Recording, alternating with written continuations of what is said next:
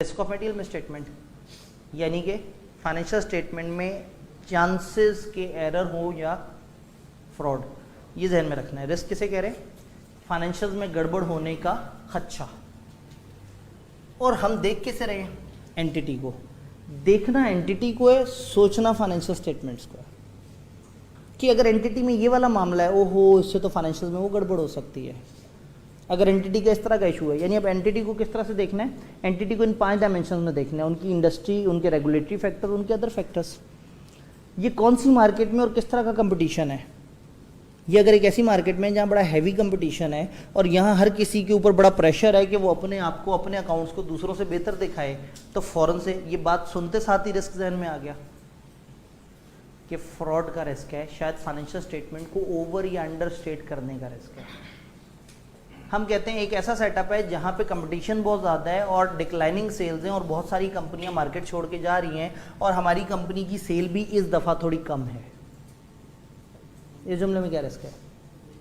Management sales over state करने की कोशिश करेंगे ताकि वो अच्छी फाइनेंशियल्स प्रेजेंट कर सके। वो साइक्लिकल एक्टिविटी में या सीजनल एक्टिविटी में, वो रेगुलर केस में चल रहे हैं या उनके कुछ साइकिल्स हैं बिजनेस की या कुछ सीजन्स हैं। अब अगेन हो सकता है फाइनेंशियल स्टेटमेंट्स जिस क्लाइंट की दी हुई है, आपको पेपर में दिया हुआ हो कि जी एक कंपनी है वो लेदर की जैकेटें बनाने का काम करते हैं और दिसंबर और जनवरी उनकी बहुत अच्छी सेल्स होती हैं और पूरे पाकिस्तान के आउटलेट्स पे वो चीज़ें बेचते रहते हैं और उसके बाद उसको स्टॉक में डाल देते हैं। उन्होंने बताया अपने बिजनेस की नेचर। आपको क्या रिस्क नज़र आ रहा है? अकाउंटेंट बन के सोचें कहाँ गड़बड़ हो सकती है। सेल्स की रिकॉर्डिंग आगे पीछे हो सकती है, शायद गर्मी के मौसम में खामखा की सेल रिकॉर्ड हुई भी हो, कट ऑफ का मसला आ सकता है, कौन सी सेल किस महीने को चार्ज होनी चाहिए, और खुदा ना खास्ता करिए जी इन्वेंट्री की वैल्यूएशन। आपके जहन में सबसे पहले खदशा ये आया कि अगर वो जैकेटें जनवरी में गोदाम में रख दी जाती हैं और दोबारा नवंबर में निकलती हैं तो क्या वो उस वक्त के फैशन के मुताबिक होंगी, और खुदा ना खास्ता अगर इन्वेंट्री ऑब्सलीट हो गई या उसमें गड़बड़ हो गई तो शायद उसकी कॉस्ट और एनआरवी वाले मसले आ जाए। अब सवाल ने आपको नहीं बताया कि मसला इन्वेंट्री का है, सवाल ने कहा ये जैकेटें बेचते हैं और उन्होंने कहा जैकेटें बेचते हैं। मैं कह रहा हूँ इन्वेंट्री का मसला, आप हैरत से मेरी तरफ देखेंगे कि पता नहीं क्या हो गया सर को। सवाल लेदर की जैकेट बेचने की बात कर रहा है, सर इन्वेंट्री की एनआरवी की डिस्कशन शुरू कर दिया है। आईकेप के सवाल देख के ऐसी ही हैरत होती है। जब सवाल देखते हो एंड पे उन्होंने अजीब अजीब से रिस्क निकाले होते हैं तो अक्सर लोग कहते हैं ये कहाँ से रिस्क आ गया। इसलिए आ गया कि वो पास पेपर में तो मौजूद नहीं था, ये पहली दफ़ा इस तरह का सवाल देखा है, तो अगली दफ़ा याद रख लेंगे कि जब भी इस तरह का मसला होगा, लेदर की जैकेट जब नज़र आएगी तो इन्वेंट्री की बात कर लेंगे। ऐसा नहीं है, पीछे एक पूरा फ्रेमवर्क चल रहा है, पीछे एक पूरी कहानी है। वही बात है, ये वो नॉलेज बेस चल रही है कि आपने उसकी इंडस्ट्री के फैक्टर्स देखने हैं, उनकी प्रोडक्ट टेक्नोलॉजी देखनी है, उनकी प्रोडक्ट्स को देखना है, किस तरह की टेक्नोलॉजी है, किन चीज़ों में डील करते हैं। अगर उनकी टेक्नोलॉजी की आपको समझ आएगी तो आप उनकी कॉस्ट ऑफ सेल्स को ज़्यादा बेहतर तरीके से वेरीफाई कर सकेंगे। उनकी एनर्जी क्या है, उनकी सप्लाई क्या है, वो अगर इलेक्ट्रिसिटी पे डिपेंडेंट है, एक एंटिटी है जो इलेक्ट्रिसिटी पे बहुत ज़्यादा डिपेंडेंट है और सवाल बताता है कि जी पाकिस्तान में इलेक्ट्रिसिटी का बहरान आने लगा है, तो इससे हमें क्या मसला है? अगर इलेक्ट्रिसिटी का बहरान आने लगा है तो शायद ये इलेक्ट्रिसिटी की डिमांड नहीं मीट कर सकेंगे तो इनको अल्टरनेट सोर्स की तरफ जाना पड़ेगा, और अगर नहीं जाएंगे तो शायद एंटिटी की गोइंग कंसर्न के ऊपर भी बात आ सकती है। अगेन हो सकता है बहुत सारे ऑल अल्टरनेट्स भी हों, लेकिन जहन थोड़ा सा काम करना शुरू हो जाता है। तो हमें एंटिटी को देखना है कि एंटिटी और एंटिटी की इर्द गिर्द की इन्वायरमेंट क्या है, एंटिटी कौन सी इंडस्ट्री में ऑपरेट करती है, उसके ऊपर रूल्स एंड रेगुलेशंस क्या हैं, उसके ऊपर इंडस्ट्री स्पेसिफिक रिक्वायरमेंट्स क्या हैं। फॉर एग्जांपल बैंकिंग सेक्टर है, बैंकिंग सेक्टर के ऊपर अपने प्रूडेंशियल्स अप्लाई कर रहे हैं। जैसी बैंकिंग सेक्टर की बात आई और मुझे पता लगा कि उसके ऊपर स्टेट बैंक के प्रूडेंशियल्स काम करते हैं, तो अब शायद बैंकिंग कंपनीज की अकाउंट्स में मौजूद प्रोविजन की कैलकुलेशन तक सब्जेक्ट टू रिस्क है अगर उन्होंने प्रूडेंशियल्स को फॉलो नहीं किया तो शायद वहाँ एनपीएल्स के ऊपर जो डिस्कशन है वो बड़ी अजीब सी हो जाएगी अगर उन्होंने इंडस्ट्री को नहीं फॉलो किया। मैं जिस कंपनी को ऑडिट करने जा रहा हूँ वो कौन सी इंडस्ट्री में ऑपरेट करती है, उसका कौन सा रेगुलेशन है, इवन उसके ऊपर टैक्सेशन किस तरह की है। ये एंटिटी एनटीआर में आती है, एफटीआर में आती है। ऑब्वियसली एनटीआर में आती है तो अलग तरह के रिस्क है। एनटीआर में आते हैं तो कोशिश करेंगे प्रॉफिट कम करें, अगर एफटीआर में आते हैं तो कोशिश करेंगे, क्या कोशिश करेंगे? रेवेन्यू को कम करें। और अगर इनकी दो प्रोडक्ट हैं, कुछ एफटीआर में और कुछ एनटीआर में, तो कोशिश करेंगे कि एफटीआर पे तो रेवेन्यू पे टैक्स हो गया, उसके खर्चे तो बेकार चले जाते हैं, तो कोशिश करेंगे एफटीआर वाला टैक्स उठा के एनटीआर में डाल दें। तो अगर सवाल आपको इन्फॉर्मेशन दे कि कंपनी है उसकी दो अलग अलग तरह की प्रोडक्ट्स हैं, एक एनटीआर में आती है एक एफटीआर में आती है, दो अलग अलग डिविजन्स हैं, एक एनटीआर में आता है एक एफटीआर में आता है, तो फौरन से आप कहेंगे कि यहाँ पे कुछ इश्यूज क्लासिफिकेशन से रिलेटेड।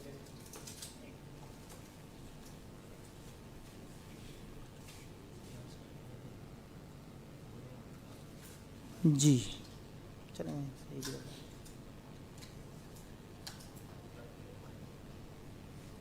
नहीं जी,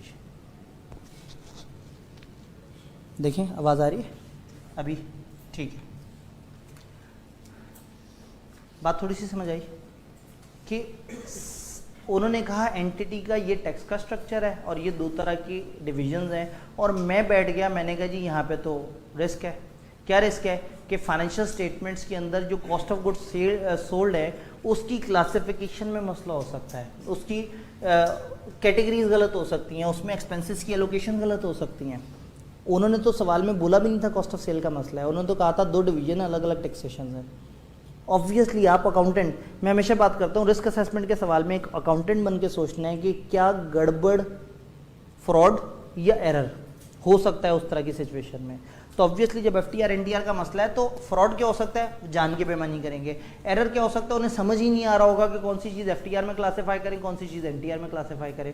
तो अगेन उनकी इंडस्ट्री और उनका ये सारा कुछ समझना ज़रूरी है, उनके अदर फैक्टर्स देखना ज़रूरी है। जनरल इकोनॉमिक कंडीशंस क्या हैं, ओवरऑल अगर इकोनॉमिक्स जो है वो अच्छी नहीं है, इंडस्ट्री श्रिंक कर रही है, कंपनी अपने प्लांट्स बंद करने के बारे में सोच रही है, अल्टरनेट सोर्सेज की तरफ जाने के बारे में सोच रही है, तो उसके अंदर भी बहुत सारे ऑडिट रिस्क हो सकते हैं। फिर ये जिस इंडस्ट्री में ऑपरेट कर रहे हैं वहाँ पे क्या मामला आता है। फॉर एग्जांपल हमारी कंपनी है जो इंपोर्ट्स करके बिजनेस करती है, अब अगर अचानक से मैं आपको बता दूं कि डॉलर का रेट बढ़ता जा रहा है, तो क्या आपको कोई अकाउंटिंग रिस्क नज़र नहीं आएगा? मतलब कोई रिस्क, क्या रिस्क होगा? अगर एक्सचेंज रेट चेंज हो रहा है तो बहुत सारे फ्रॉड भी हो सकते हैं और बहुत सारे एरर्स भी हो सकते हैं। जब ये इंपोर्ट्स को डील करते हैं और इनकी अच्छी खासी फॉरेक्स ट्रांजैक्शंस हैं तो फिर ट्रांसलेशन गेन लॉस वाले मसले आ सकते हैं। अगेन रिस्क क्या है? रिस्क है एक रिस्क के शायद फाइनेंशियल स्टेटमेंट्स गलत हो, वो एरर की वजह से भी हो सकती हैं, फ्रॉड की वजह से भी। तो टिपिकली फ्रॉड के ऊपर तो हम फ्रॉड के स्टैंडर्ड में डिटेल से सोचते हैं। यहाँ पे आप जहन में अपने एरर जरूर रख सकते हैं कि बताएं वो क्या चीज़ें हैं जिसकी वजह से फाइनेंशियल्स में गड़बड़ या एरर हो सकता है। देन एंटिटी के बारे में देखेंगे, एंटिटी किस नेचर की है, उसके बिजनेस ऑपरेशंस क्या है। लो जी, अगर मैं कहूँ एंटिटी एक लाइब्रेरी चलाती है और अगर मैं कहूँ एंटिटी एक यूटिलिटी ग्रोसरी स्टोर है, दोनों में फ़र्क है क्या? जो लाइब्रेरी है उसके अपने अपने मसले हैं, उसमें उनके लिए किताबों की इन्वेंट्री बड़ा इंपॉर्टेंट होगा, उसमें उनके लिए सारी मैनेजमेंट इंपॉर्टेंट होगी, उसमें उनके कंट्रोल्स इंपॉर्टेंट होंगे, उसमें उनके लिए स्टूडेंट्स की रजिस्ट्रेशन और इस तरह के मसले होंगे। और जो ग्रोसरी स्टोर होगा, इन्वेंट्री की मूवमेंट इंपॉर्टेंट होगी, उसकी रिकॉर्डिंग इंपॉर्टेंट होगी, सेल्स रिकॉर्ड करने का चीज़ें इंपॉर्टेंट होंगी, इन्वेंट्री की क्लासिफिकेशन इंपॉर्टेंट होगी। तो जैसी एंटिटी है वैसी चीज़ इंपॉर्टेंट होगी। वही बात है कि आप कहते हैं कि मेट्रो के फाइनेंशियल स्टेटमेंट्स हमारे सामने आएंगे तो हमारे जहन में अहम एरिया होगा इन्वेंट्री, मगर आईकेएफ के फाइनेंशियल स्टेटमेंट हमारे सामने आएंगे तो हमारे जहन में अहम एरिया होगा बच्चों से कितने पैसे आए।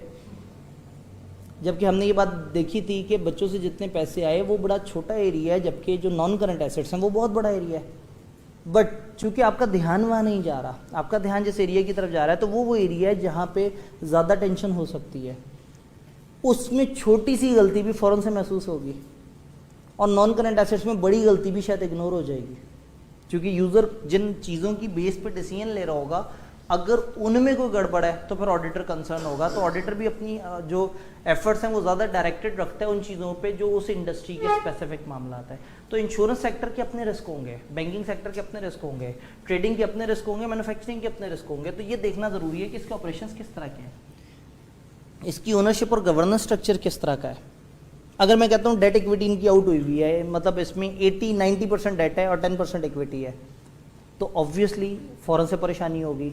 वो परेशानी क्या होगी? जब डेट इक्विटी रेशियो आउट हुई हुई है तो बैंक रेगुलेट कर रहा होगा कोवेनेंट्स के थ्रू, और जब कोवेनेंट्स मीट नहीं हो पा रहे होंगे तो धमकी देता होगा मेरे पैसे वापस करो। तो इनको बैंक के कोवेनेंट्स मीट करने के लिए क्या करना पड़ेगा? Fraudulent financial reporting, window dressing करनी पड़ेगी। तो इन चीज़ों से भी फिर हमारी एंटिटी की इन्वेस्टमेंट्स किस तरह की हैं, हमने कहाँ कहाँ इन्वेस्टमेंट्स की हुई हैं, उन इन्वेस्टमेंट्स का पर्पस क्या है, वो इन्वेस्टमेंट्स कितनी वोलेटाइल हैं। ऑब्वियसली अगर मैं कहूँ कि हमारी कंपनी ने लैंड में इन्वेस्ट किया हुआ है और एक तरफ मैं कहूँ हमारी कंपनी ने स्टॉक्स में इन्वेस्ट किया हुआ है, तो जैसे स्टॉक्स की बात आएगी आप फ़ौरन से परेशान हो जाएंगे। स्टॉक की बात आएगी आप कहेंगे ओहो हो उसकी तो वैल्यूएशन के मसले ही मसले हैं। और अगर मैं बात करूंगा लैंड की तो आप कहेंगे चलो कोई बात नहीं, कम से कम हमारे पास बुक वैल्यू तो है ही है, और उसके अलावा देखेंगे कि सिचुएशन हुई या उस तरह की इन्वेंट्री। तो अगेन आपकी इन्वेस्टमेंट्स किस तरह की हैं, वो कौन से स्टैंडर्ड में क्लासीफाई होती हैं, जैसी इन्वेस्टमेंट्स होगी उस तरह के मसले मसाइल होंगे। तो एंटिटी को समझना ज़रूरी है कि एंटिटी क्या है, उसकी फाइनेंशियल रिपोर्टिंग किस तरह की है, उसने किन टाइमलाइंस पे रिपोर्ट बनानी है। बैंकिंग सेक्टर है तो उसकी अपनी अलग टाइमलाइंस हैं, जो नॉर्मल सेक्टर उसकी अपने अलग टाइमलाइंस हैं। किसी की फाइनेंशियल रिपोर्टिंग में थोड़ी चीज़ें, किसी की फाइनेंशियल रिपोर्टिंग में ज़्यादा चीज़ें। तो सवाल कभी कभी हमें ये सारी इन्फॉर्मेशन दे रहा होता है और हम इसे इग्नोर कर देते हैं, जबकि उस इन्फॉर्मेशन में से रिस्क निकल रहे होता है। वो कौन से सेक्टर में हैं, उनके ऑपरेशंस किस तरह के हैं, उनके मेन एरियाज़ कौन से हैं, उनको कहाँ कहाँ मसले आए हैं, इन सब के अंदर से रिस्क मिलता है। तीसरी चीज़, एंटिटी की selection application of accounting policies का सिस्टम क्या है। अगर सवाल हमें इन्फॉर्मेशन दे रहा है कि मैनेजमेंट वाले जो है वो एस्टीमेट्स बनाते वक्त थोड़ा बहुत ज़्यादा ईज़ को प्रमोट करते हैं, और जब किसी चीज़ की वर्किंग नहीं हो पा रही होती तो एक अंदाज़न एक अमाउंट डाल देते हैं, तो फ़ौरन से कहेंगे भाई इनकी तो अप्रोच ही गलत है। जिनकी सिलेक्शन, आपको याद होगा सिलेक्शन और एप्लीकेशन ऑफ अकाउंटिंग पॉलिसी दोनों चीज़ें मटेरियल स्टेटमेंट की तरफ चली जाती हैं। तो एंटिटी की selection application of accounting policies का सिस्टम क्या है, इनका डिपार्टमेंट कैसे काम करता है, ये किन बेसिस पे पॉलिसी सिलेक्ट करते हैं और पॉलिसी को अप्लाई करते हुए किस तरह की चीज़ें देखते हैं, इनके पास कितनी गाइडेंसेज अवेलेबल हैं, क्या एम्प्लॉयज़ बैठ के खुद से डिसाइड करते हैं या एक बड़े लेवल की मीटिंग होती है जिसमें एक नई पॉलिसी की इम्प्लीमेंटेशन के ऊपर जिक्र होता है। तो इनके उस डिपार्टमेंट को जो कि सिलेक्शन एंड अकाउंटिंग एप्लीकेशन कर रहा है उसको समझना ज़रूरी है। देन इनके ऑब्जेक्टिव्स, इनकी स्ट्रेटेजी। सवाल आपको बताएगा कि ये एंटिटी चाह रही है कि हम 10 नई ब्रांचेस ओपन कर लें, और आप फ़ौरन से दुखी हो जाएंगे। क्या मतलब 10 नई ब्रांचेस तो बहुत खुशी की बात है, बट 10 नई ब्रांचेस का मतलब है 10 जगह नया सिस्टम, नए लोग, नया तरह का सेगमेंट। जब नए लोग होंगे, नया सिस्टम होगा, रिस्क आएगा। नए सिस्टम में क्या रिस्क आएगा, शायद लोगों को नए सिस्टम की समझ ना हो, तो शायद कुछ लोगों को नए सिस्टम की समझ ना हो इसलिए वो नए सिस्टम में एरर्स करेंगे, और जिनको नए सिस्टम की बहुत ज़्यादा समझ हो वो फ्रॉड करेंगे। तो अगर नए लोग आए हैं, नया अकाउंटिंग सॉफ्टवेयर आया है, तो ऐसे में एक जगह पे आप स्टैंडर्ड में देखेंगे उन्होंने तमाम जितनी भी नई एडवांसमेंट्स होती हैं, नई डेवलपमेंट होती हैं, उसके अंदर से कुछ ना कुछ रिस्क ढूंढने की कोशिश की है। नई प्रोडक्ट एंड सर्विस, पता ये लगा कि जी एक नई प्रोडक्ट है, हम लॉन्च करने लगे हैं, नई प्रोडक्ट है, फ़ौरन से जहन में आएगा कि अच्छा नई प्रोडक्ट है, इससे पहले डेवलपमेंट हुई होगी, पता ना IAS 38 सही से फॉलो हुआ है या नहीं हुआ, पता नहीं रिसर्च एंड डेवलपमेंट एक्सपेंडिचर को क्लासीफाई किया या नहीं किया। यानी कि आपने सिचुएशन देखनी है और पीछे से अकाउंटिंग के ऊपर एतराज़ करना शुरू कर देना है या डाउट करना शुरू कर देना है कि पता नहीं अकाउंटिंग सीधी है या नहीं है। तो ऐसे में कल जब बात हो रही होगी तो मैं आपको ये इस लिस्ट को भी रेफ़र करूंगा कि यहाँ पे जितनी भी नई स्ट्रेटेजीज़, नए ऑब्जेक्ट्स, नई चीज़ें, उससे रिलेटेड कुछ टिपिकल रिस्क आपको किताब में भी मिल जाते हैं। किताब ने एक बाकायदा लिस्ट डाउन किया हुआ है कि इस तरह की चीज़ में टिपिकली ये रिस्क होता है, इस तरह की चीज़ में टिपिकली ये रिस्क होता है।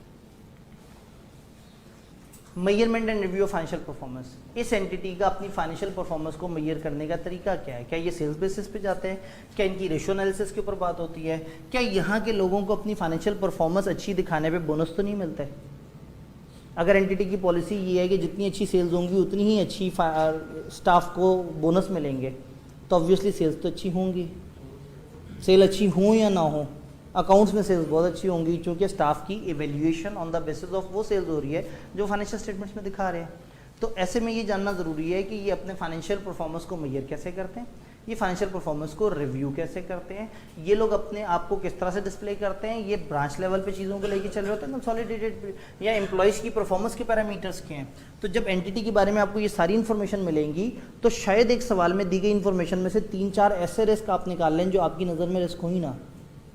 कहानी ये होती है कि आपने बिजनेस ढूंढना होता है। फॉर एग्जांपल एक कंपनी, मैं आपको बताऊं कि जी ये कंपनी है, ये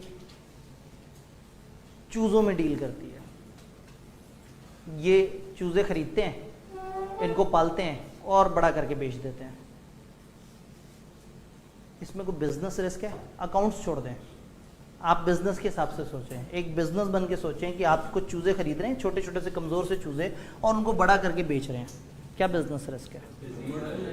कोई डिजीज़ आ सकती है, वेदर के, यस बर्ड फ्लू वगैरह आ सकता है, वेदर के मसलों मसाइल आ सकते हैं। सब बड़े होके वो बिकते भी नहीं है, बड़े होके कई दफ़ा बिकते भी नहीं है, डिमांड एंड सप्लाई के मसले आ सकते हैं। फिर वो चूज़े हर दूसरे दिन बड़ी तेज़ी से ग्रो कर रहे होंगे, तो एट एनी गिवन टाइम उनकी मेजरमेंट उनको किस वैल्यू पे रिकॉर्ड करें, वो तो एक अजीब सी। अब जब आप इस तरह के बिजनेस में जा रहे हैं जिस बिजनेस में बहुत सारे बिजनेस रिस्क है कि शायद चूज़े उस वैल्यू पे ना बिके, पीछे ऑडिट रिस्क क्या है, शायद इन्वेंट्री ओवर वैल्यू हुई भी हो, बिजनेस रिस्क है शायद उनमें कोई डिजीज़ आ जाए, ऑडिट रिस्क है शायद गोइंग कंसर्न का मसला पड़ जाए। यानी कि एंटिटी की नेचर को समझने के बाद आप उसमें कुछ बिजनेस रिस्क आइडेंटिफाई करते हैं कि उनके बिजनेस रिस्क को क्या क्या मसले मसाइल हैं, और उसके पीछे छुपे हुए फिर ऑडिट रिस्क की तरफ जाते हैं। जैसे वही लेदर की जैकेट्स में बिजनेस रिस्क ये था कि शायद अगले साल इनकी जैकेट्स बिक ना सके, ये बिजनेस का रिस्क है, मगर एक अकाउंटेंट अपने हिसाब से बैठ के सोच रहा है कि ऑडिट रिस्क क्या हो सकता है, ऑडिट रिस्क ये हो सकता है कि शायद सेल्स गलत रिकॉर्ड हो जाए, शायद इन्वेंट्री ओवर अंडर वैल्यू हो जाए, शायद उसको जो इन्वेंट्री से रिलेटेड खर्चे हैं वो शायद सही से क्लासीफाई ना हो, शायद ईयर एंड के बाद और पहली वाली चीज़ें जो है वो खर्चे किसी और जगह रिकॉर्ड हो जाए, पूरे साल जो इन्वेंट्री पे खर्चा होता रहा हो सकता है वो कहीं नवंबर में इकट्ठा ही चार्ज कर दो, जबकि बीच में जून आया हो जिसमें ईयर ख़त्म हो गया हो। तो बिजनेस रिस्क के पीछे से आप ढूंढते हैं छुपा हुआ ऑडिट रिस्क, और उसकी बेस पर ये डिसाइड करते हैं कि फाइनेंशियल स्टेटमेंट में कहाँ मसला हो सकता है। ये तो हो गई एंटिटी वाली साइड। स्टैंडर्ड के एंड पे आपने देखा होगा कि दो अपेंडिसेस मौजूद है, एक जो है वो आपको बताता है कंट्रोल के ऊपर कंट्रोल के कंपोनेंट्स, और दूसरे में आपको एक लिस्ट मिलती है पेपर में अगर किसी भी टाइम पे आप बुरी तरह से फ्लॉप हो गए और कुछ नहीं समझ आ रहा, आप एक जगह पहुंचे, मुश्किल से 2 रिस्क मिले एक सिनेरियो में और उसके बाद आपको रिस्क ही नहीं समझ आ रहा, एटलीस्ट ये वाली लिस्ट आपकी हाईलाइट हुई हुई हो। स्टैंडर्ड के एंड पे नेक्चर दिया हुआ है जिसमें एक लिस्ट ऑफ एग्जांपल्स दी हुई हैं कि इस तरह की सिचुएशंस टिपिकली इंडिकेट करती हैं कि रिस्क ऑफ मटेरियल मिसस्टेटमेंट, कि उन्होंने कहा वो ऑपरेशन जिनमें high degree of complex regulation है, इंडस्ट्री में कोई चेंज आ गई, कोई नई प्रोडक्ट्स ऑफर हो गई, या इस तरह से करके। मैं ये नहीं कह रहा कि यहाँ से रिस्क वाकई ही मिलेगा, ये उठा के आपने लिखने हैं रिस्क। आप पेपर में अगर किसी टाइम पे बिल्कुल फ्लॉप हो गए और कुछ नहीं समझ आ रहा, तो स्टैंडर्ड के एंड पे ये जो लिस्ट दी हुई है, अगर ये आपने पेपर में जाने से पहले 8-10 दफ़ा देखी हुई है और इसकी जितनी भी लाइंस हैं आपको समझ उनकी आ गई हुई है, तो शायद पेपर में आपको उसको देखने की ज़रूरत ही ना पड़े, आप सवाल देखते ही फ़ौरन से पिक कर लेंगे वो वाला मसला है।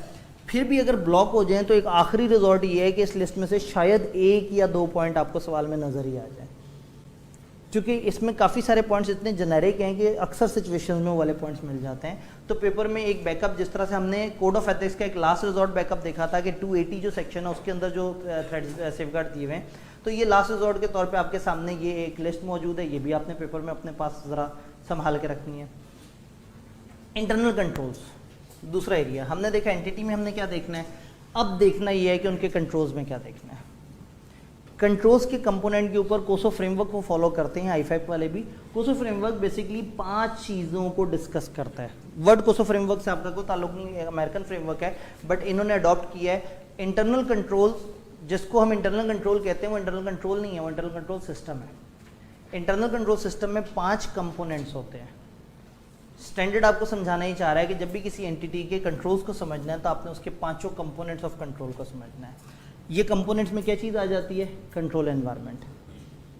कंट्रोल एनवायरनमेंट वो एनवायरनमेंट है जिसमें कंट्रोल्स काम कर रहे हैं, यानी कि एक ऑर्गेनाइजेशन ने बड़े अच्छे कंट्रोल्स लगाए, सोचे, मगर जो ओनर्स हैं उनकी कोई ख़ास तवज्जो ही नहीं है नीचे के लोगों की तरफ, तो कंट्रोल्स ने क्या करना है। ये तो ऐसे ही है जैसे एक ऑडिट क्लाइंट पे पार्टनर जो है वो कोई महीने बाद चक्कर लगाए, मैनेजर का पता हो कि कंफर्म 3 हफ्ते तक तो उसने आना नहीं है, सीनियर 11 बजे से पहले आता कोई नहीं है, तो चाहे रूल में जितना मर्जी लिखा हो 9 बजे क्लाइंट पे जाना होता है, टीम किस वक्त जाएगी क्लाइंट पे, सीनियर से 15-20 मिनट पहले। और अगर एक जगह पे पार्टनर हर तीसरे दिन चक्कर लगाता हो, मैनेजर डेली वहाँ पे आता हो, सीनियर जो है वो सुबह 8:45 बजे पहुँचा हो, तो जूनियर किस वक्त आएंगे, 8:30। इसका मतलब ये है कि फर्म में तो हमेशा लिखा हुआ था कि 9 बजे क्लाइंट पे पहुँचना है, मगर एक जगह कंट्रोल एनवायरनमेंट लूज थी, एक जगह कंट्रोल एनवायरनमेंट टाइट थी। तो जिस जगह जितना ज़्यादा लूज एनवायरनमेंट होती है उतना ही ज़्यादा कंट्रोल्स ख़राब होने के चांसेस हैं। तो बड़े अच्छे कंट्रोल्स अगर लूज कंट्रोल एनवायरनमेंट में हैं तो अच्छे ऑपरेट नहीं करते। तो अगर एक क्लोजली हेल्ड एंटिटी हो जिसके अंदर 2-3 मेन करता धरते हैं, वही हर वक्त बैठे हुए हैं, चीज़ों को देख रहे हैं, तो ऐसी एंटिटी के अंदर चांसेस हैं कि कंट्रोल्स अप्लाई भी अच्छे होंगे क्योंकि उसके ऊपर गवर्नेंस अच्छी है। और जिस एंटिटी में आपको बताया जाएगा कि उनका बड़ा अजीब सा स्ट्रक्चर है, वो लिस्टेड कंपनी है, उसके डायरेक्टर्स बड़े दूर दूर बैठते हैं, कभी कभी इकट्ठे होते हैं तो उनके अपने अपने इंटरेस्ट होते हैं।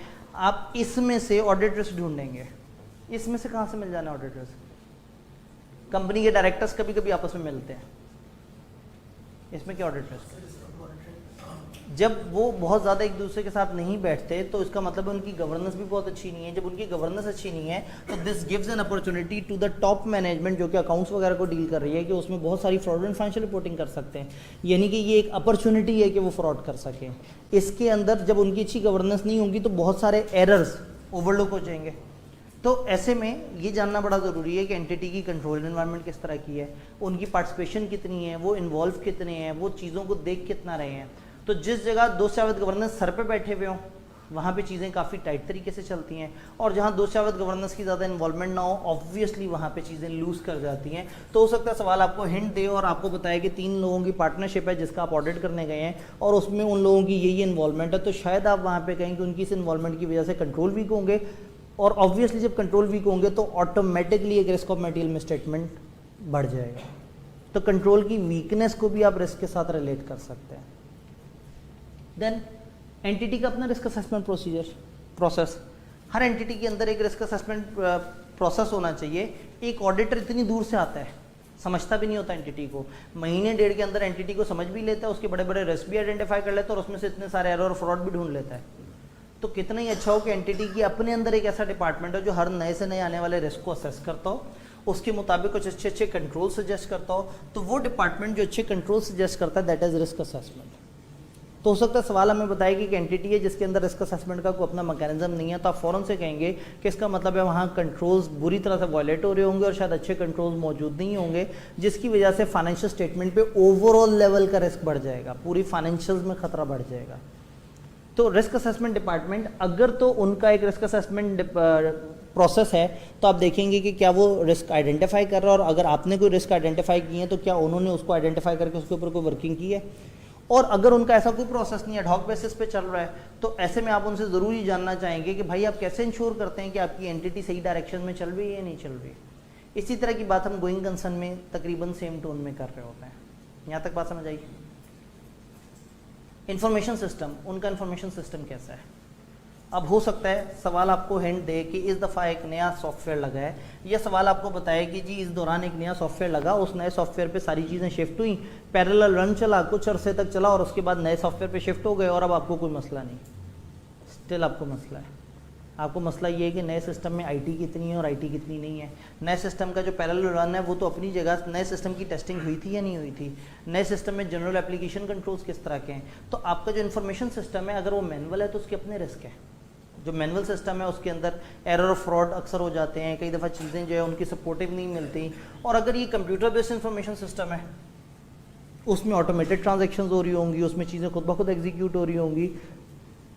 तो जिस तरह का इंफॉर्मेशन सिस्टम होता है उस तरह के रिस्क होते हैं। सवाल अगर आपको बताए कि इनका एक बड़ा अच्छा तगड़ा सॉफ्टवेयर है जिसके अंदर बड़े अच्छे कंट्रोल्स इनबिल्ट हैं, तो आप वहाँ पे थोड़ा सा कंफर्ट जोन में आ जाएंगे। और जहाँ इनके एक ख़राब सॉफ्टवेयर हो या इनका इंफॉर्मेशन सिस्टम थोड़ा फिजिकल तरीके से चल रहा हो तो वहाँ शायद आप ज़्यादा बेहतर तरीके से चीज़ों को नहीं देख सकेंगे जहाँ पे प्रॉब्लम्स हैं। तो इंफॉर्मेशन सिस्टम फिजिकल भी हो सकता है, कंप्यूटर बेस्ड भी हो सकता है। अगर कंप्यूटर बेस्ड हुआ और आईटी हुई तो आईटी के अपने रिस्क हैं। स्टैंडर्ड एक स्पेसिफिक तरीके से आईटी बेस्ड जो इंफॉर्मेशन सिस्टम है उसके रिस्क बताते हैं और उसके अंदर फिर ऑडिटर जो है थोड़ा ज़्यादा अलर्ट रहता है जब आईटी इन्वॉल्व होती है।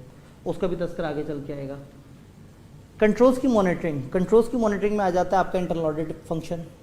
एक प्रॉपर मॉनिटरिंग का फंक्शन एंटिटी में मौजूद है या नहीं है। अगर मौजूद नहीं है तो इसका मतलब है कि इनके कंट्रोल जितने मर्जी अच्छे हों अच्छे तरीके से काम नहीं करेंगे, क्योंकि अगर एक मॉनिटरिंग ही मौजूद नहीं है तो जब मॉनिटर नहीं करेंगे तो ऐसे में कंट्रोल्स में इंप्रूवमेंट की कोई गुंजाइश नहीं होगी। और शायद पिछली दफ़ा जो आप इनको कंट्रोल वीकनेसेस बता के गए शायद इस दफ़ा भी उसके ऊपर कोई काम ना हुआ हो।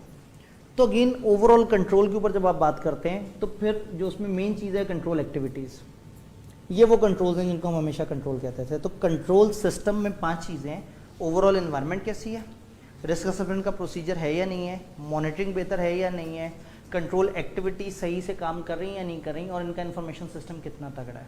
शायद इन 5 एलिमेंट में से 2 ऐसे एलिमेंट्स हैं जो आपको पेपर में आइडेंटिफाई हो और आप उसमें से रिस्क निकालें। आप कहेंगे यहाँ पे एक रिस्क है, यहाँ इनकी कंट्रोल एनवायरनमेंट वीक लग रही है, यहाँ गड़बड़ हो सकती है।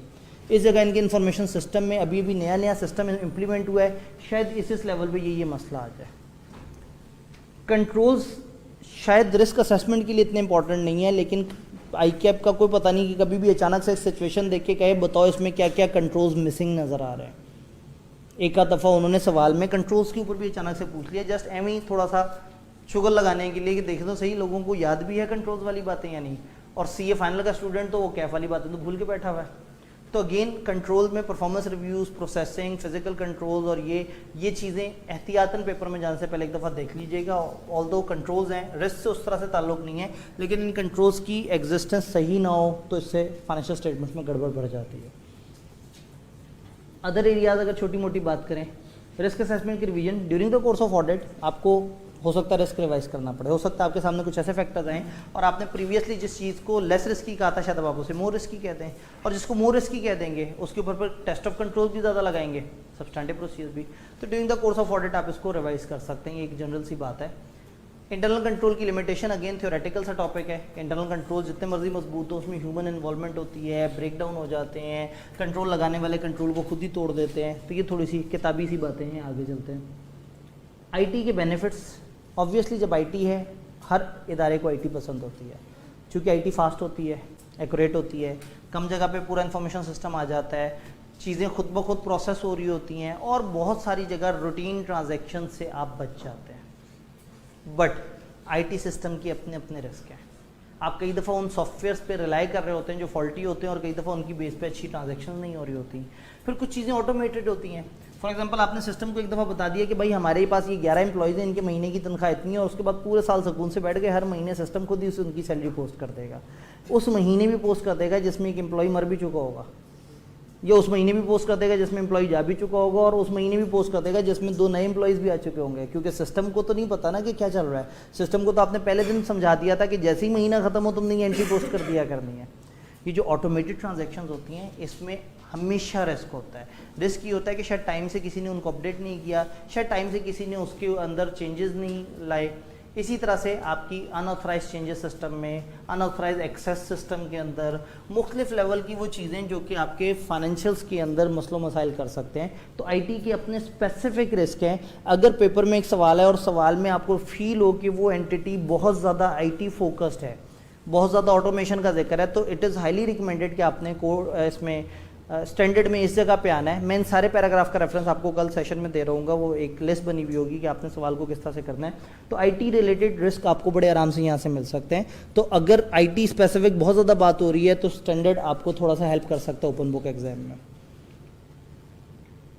सिग्निफिकेंट नॉन रूटीन ट्रांजैक्शन या जजमेंटल मैटर्स में रिस्क होता है। वो ट्रांजैक्शन जो नॉन रूटीन है, जब वो ट्रांजैक्शन एग्जीक्यूट होती हैं तो कई दफ़ा वो प्रोसेस रूटीन ट्रांजैक्शंस की तरह हो जाती हैं। यानी रूटीन ये है कि हर महीने जो है वो सबको एक सैलरी उनके अकाउंट में जानी है। अब किसी महीने अचानक से बॉस ने एक बोनस अनाउंस किया, उसने कहा जी 40% ऑफ आ सैलरी इस महीने मेरी तरफ से सबको ट्रांसफ़र हो जाए। बट ये नॉन रूटीन ट्रांजैक्शन है। जब नॉन रूटीन ट्रांजैक्शन है तो इसको अलग से प्रोसेस करना होगा, इस पर जजमेंट होगी। जो रूटीन ट्रांजैक्शन नहीं होती वो भी कई दफ़ा रूटीन की तरह प्रोसेस हो जाती है। तो अगर आपने किसी को out of the way discount दिया है तो आपके सिस्टम के लोग तो यूज टू हुए हैं, फलाना डेबिट कर दो, फलाना क्रेडिट कर दो, उन्होंने उससे ज़्यादा सोचना ही नहीं है कि भाई इसमें कोई स्पेशल फेवर थी, इसमें कोई स्पेशल ट्रीटमेंट था, इसमें आपने 2 नहीं 3 हेड्स को इन्वॉल्व करना था। तो जो अकाउंट्स में नॉन रूटीन ट्रांजैक्शंस होती हैं जिसमें जजमेंटल मैटर ज़्यादा आते हैं उसमें रिस्क थोड़ा सा ज़्यादा बढ़ जाता है। आपको देखना होता है कि वो जजमेंट्स किन चीज़ों के बारे में, वो ट्रांजैक्शंस जो है जो नॉन रूटीन है वो किस तरह से अराइज हुई हैं, उनको कैप्चर करने का क्या तरीका है, उसको रिकॉर्ड करने का क्या तरीका है। अगेन एक दफ़ा जो है वो मैं बड़ा दुखी सा हो गया कि एक स्टूडेंट ने कहा सर एक अजीब सा सवाल आ गया था, आप एवं ही कहते हैं ओपन बुक। सवाल ये था कि कभी कभी नॉन रूटीन ट्रांजैक्शंस जो होती हैं वो मौजूद होती हैं, उसमें रिस्क होता है। अब इंतहाई मज़े की बात है कि 7 नंबर का सवाल था और टोटल छापा सवाल था, मगर उसके लिए जिसको पता हो कि ये नॉन रूटीन ट्रांजैक्शन का जिक्र कौन से स्टैंडर्ड में, ये थोड़ा सा मसला है और ये बड़ा गहरा मसला है। हम ऑडिट को जनरलाइज अटेम्प्ट कर रहे हैं। मैं बार बार कह रहा हूँ कि ज़रा सुने सही वो गरीब क्या कह के गया, वो मतलब डायरेक्टर एग्जामिनेशन आपको बार बार मतलब वही बात है कि वो मुसलसल कह रहे हैं कि यार सुनो तो सही, और प्रॉब्लम वही है कि हम उन्हें नहीं सुन रहे, उनसे नहीं पूछ रहे हमारे मसले क्या हैं, हम उनसे पूछ रहे हैं जिनको नहीं पता हमारे मसले क्या हैं, क्योंकि उनको तो पता है आपने क्या किया पेपर में। उनसे पूछेंगे तो वो तो बेइज्जत करेंगे। हमें तो आप बता देंगे सर मैं बहुत अच्छा स्टूडेंट हूँ, मैं तो पेपर बड़ा अच्छा करके आता हूँ, आई कैप हमेशा 21 नंबर दे देता है। तो मैं तो वाकई दुख का इजहार करूंगा कि अगर आप इतने अच्छे आदमी हैं तो पता नहीं आई कि आप आपके साथ क्यों ऐसा कर रहा है। तो ये देखना ज़रूरी है। तो उन्होंने कहा है कि ऑडिट के कॉमन स्टूडेंट्स का जो एटीट्यूड है वो जनरल है। मैं बार बार ये बात कर रहा हूँ कि इसमें पीछे से हमारी बेस मिसिंग है और हम खुद ही से जनरल आंसर देने की कोशिश कर रहे हैं। ये अप्रोच अच्छी नहीं है, मगर ये अप्रोच भी अच्छी नहीं है कि बस हम पूरी किताब पढ़ के चले जाएंगे, देखी जाएगी। नहीं, एक अच्छी राइटिंग प्रैक्टिस होनी चाहिए। और अगेन मतलब मैं एक्सपेक्ट करूंगा कि वो 44 सवाल कम अज़ कम जो है ना, अगर आप लिख के करेंगे तो यकीन माने हर अगले दिन आपको पता लगेगा कि आपके एक्सप्रेशन में इम्प्रूवमेंट आ रही है। ऑल्दो मैं ज़्यादा देर तक आपके लिए काबिल बर्दाश्त शायद नहीं रहा। डॉक्यूमेंटेशन तो आपको पता है कि आपने थ्रू आउट जो है वो जितने भी आपके सामने इश्यूज़ आए, जिन जिन चीज़ों को आपने रिस्क के तौर पर रिकॉर्ड किया, उसको आपने डॉक्यूमेंट करना है कि ये एरियाज़ हैं रिस्की। और रिस्क के ऊपर फिर जब आपने रिस्पॉन्स देना होता है तो इसमें 330 स्टैंडर्ड आता है जो आपको टेस्ट ऑफ कंट्रोल और सब्सटेंटिव प्रोसीजर्स की बात बताता है। प्रॉब्लम ये है कि आज का टारगेट हमारा भी पूरा हुआ नहीं, लेकिन आप लोगों के चेहरों पे बेजारियाँ और 570 नामी स्टैंडर्ड हमारा रह गया। ये हमारे उन सवालों ने खा लिया जो कि जो है वो आखिरी दिन। तो ठीक है, कोई बात नहीं, अब कल पढ़ाई हमारे सवालों का टाइम खा जाएगी। टेट फॉर टैट, जैसा करोगे वैसा करोगे। तो मैंने सवालों के लिए 2 घंटे प्लस टाइम रखा था, अब हम उसमें से टाइम बाय करेंगे और हम अपने 570 को टाइम देंगे। तो हमारा 570 आज के टारगेट में से मिस हुआ और वो इम्पोर्टेंट स्टैंडर्ड है, तो मैं उसके साथ गंदा सलूक नहीं करना चाह रहा। तो बेहतर है कि हम कल उसके, तो कल के जो टारगेट है उसमें हमारा 570 ऐड हो जाएगा। तो आप अगर, हाँ मतलब वो यही है कि जज्बाती हो गए भाई, हाँ क्योंकि मगरिब, हाँ स्पेसिफिकली मगरिब प्रेयर और वो जो है ना, तो 5:35 हमारा ऑफिशियल टाइम 5:35 है। 5:30 हमने रखा था, लेकिन पहले दिन हमें एहसास हुआ था कि नमाज के साथ थोड़ा क्लैश है। तो कल इंशाल्लाह 5:35 पे हमारा पहला टारगेट होगा 570, 520 और 240 अलॉन्ग विद रिस्क असेसमेंट के सवाल को कैसे सॉल्व करना है। दूसरे सेशन का टारगेट होगा अश्योरेंस एंगेजमेंट्स क्या होती हैं, अश्योरेंस का फ्रेमवर्क क्या है, और हमारे सिलेबस में जो अदर स्टैंडर्ड्स हैं वो कौन कौन से हैं, उनका सब्जेक्ट मैटर क्या है, उसमें से काम की चीज़ें क्या हैं और आपको उनके दरमियान क्या क्या चीज़ें डिफरेंसेस पता होने चाहिए। और फिर तीसरे सेशन का हमारा टारगेट है कि मॉक क्यों इंपॉर्टेंट है, किस तरह से देना चाहिए, पेपर को अटेम्प्ट करते हुए क्या चीज़ें देखनी है, और वो सवाल जवाब जो हमने दूसरे सेशन के मिड से शुरू करने थे, अब शायद वो वाकई तीसरे सेशन पे चले जाएँ। तो इंशाल्लाह ताला कल मिलते हैं 5:35 पे। जी 560 काश बहुत ज़्यादा टाइम होता। वो पैरा 12 और 13, पैरा 12 और 13 में